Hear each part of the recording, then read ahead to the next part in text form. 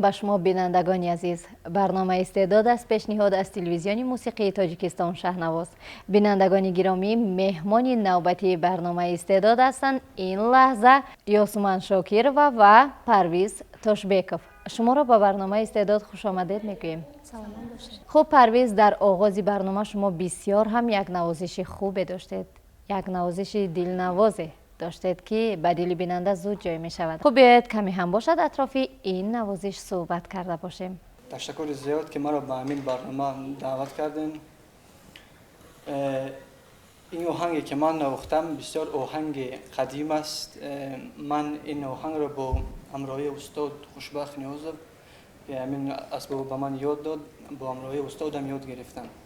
خب تشکر زیاد و بیاید این لحظه با یاسمن بانو صحبت را آغاز میکنیم، چون یاسمن بانو البته که زیاد فعال هستن، همین طور نه؟ سلامت باشید. تشکر. از امکانیت هایی که امروز شما دارید چی گفته میتوانید؟ تشکر زیاد. وقتی که تاجیکستان ما 9 سپتامبر سال 1991 استقلالیت خیش را به دست آورد، البته که زیر مفهوم استقلالیت بسیار زحمت های بزرگی پیشوای معظم ملت، اساسگزار صلح و وحدت ملی، پرزیدنت جمهوری تاجیکستان محترم امامعلی رحمان به گوش ما میرسد.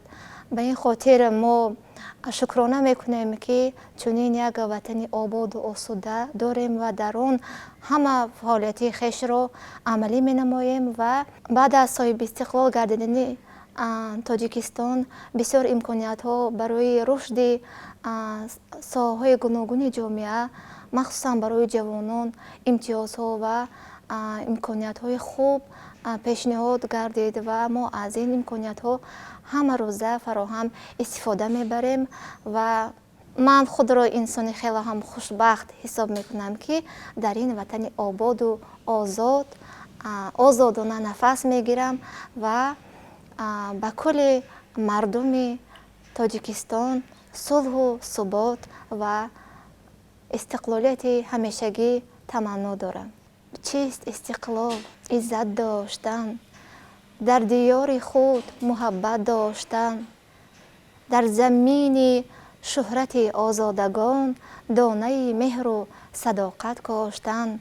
هدیه یزدان بهشت ما وطن وطن، شه کتاب سرنوشت ما وطن وطن. میخواستم بهر مخلصان یک آهنگ را با ساز موسیقی قدیمی خودمان، ساز موسیقی قانون، آن را اجرا کرده باشم. خوب باشد، مرحمت. سلامت باشید.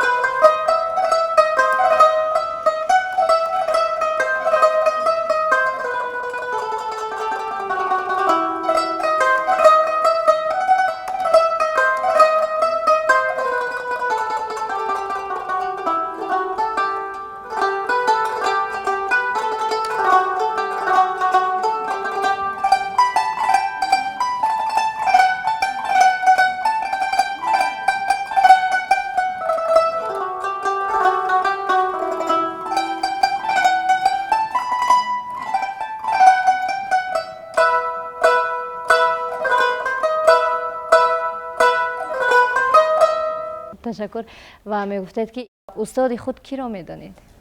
سلامت باشید. من در سوحه صنعت استاد اولین خیش رو در سیمای مادرم میبینم. البته که با این خاطر که مادرم اولین شخصی بودن که در وجود من همین استعداد رو، مهر رو پرورش کردند. وقتی که این احساسات در وجود من پیدا می شود، مادرم مرا به مکتب صنعت راهنمایی میکنند و اولین استاد من در اونجا الماسوف خوشبخت به حساب می روند.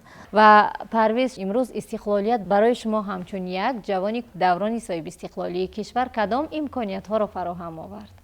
ما شکر از آن میکنیم که استقلالیت به ما بسیار امکانات های بسیار آورد.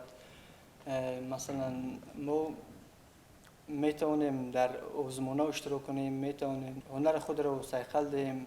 اگر اجازت باشد یک آهنگ دیگر بحری تماشابینان پیشکش کنم.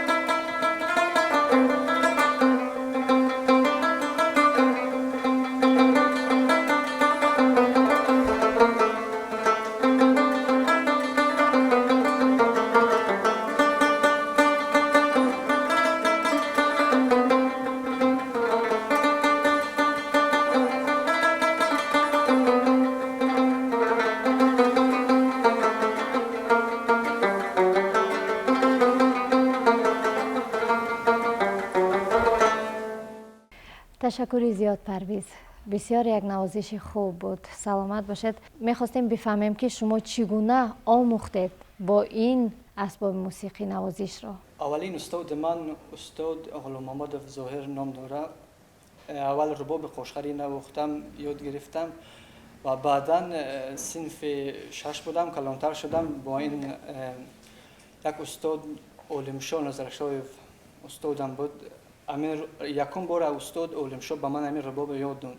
من مکتب صنعت خواندم و بعد صنف 9 خط کردم، مکتب سند تمام کردم، آمدم کالج سند سپردم، داخل شدم. خوب سلامت باشد. تشکر زیاد. بینندگان گرامی، بیایید این لحظه باز هم یک آهنگ زیبای آسمان بانو رو با هم گوش میکنیم، سپس برنامه رو ادامه میدهیم. ما رو همراه باشید.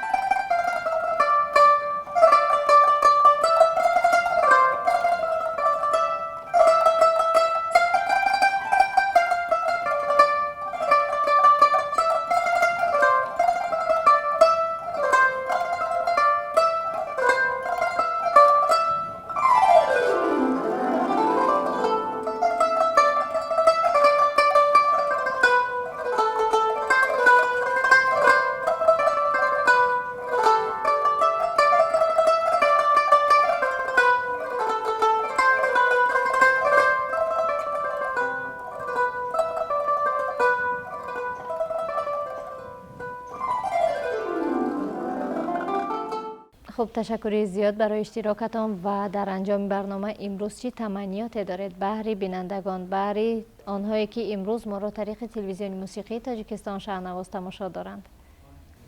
سپاس به شما، تشکر که ما رو به این برنامه دعوت نمودید و تمنای ما این است که در وطن ما همیشه صلح و ثبات، استقلالیت، وحدت و یکدلی همیشه پایدار باشد. تشکر زیاد. مرحمت.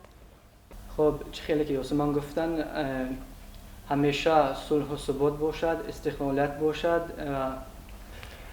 ما هنرمندان همیشه در خدمت خلق و وطنمون باشیم. خب تشکر زیاد. باری دیگر شما رو به برنامه استعداد خوش آمدید میگویم. مهمانان برنامه استعداد بودند این لحظه یاسمان بانو شاکرova و پرویز تاشبکوف. بینندگان گرامی، بیایید این لحظه در انجام برنامه باز هم یک نوازش زیبای یاسمان بانو رو با هم گوش میکنیم، سپس برنامه رو به انجام میرسانیم. تا برنامه های دیگر سلامت و سربلند باشید. خیر.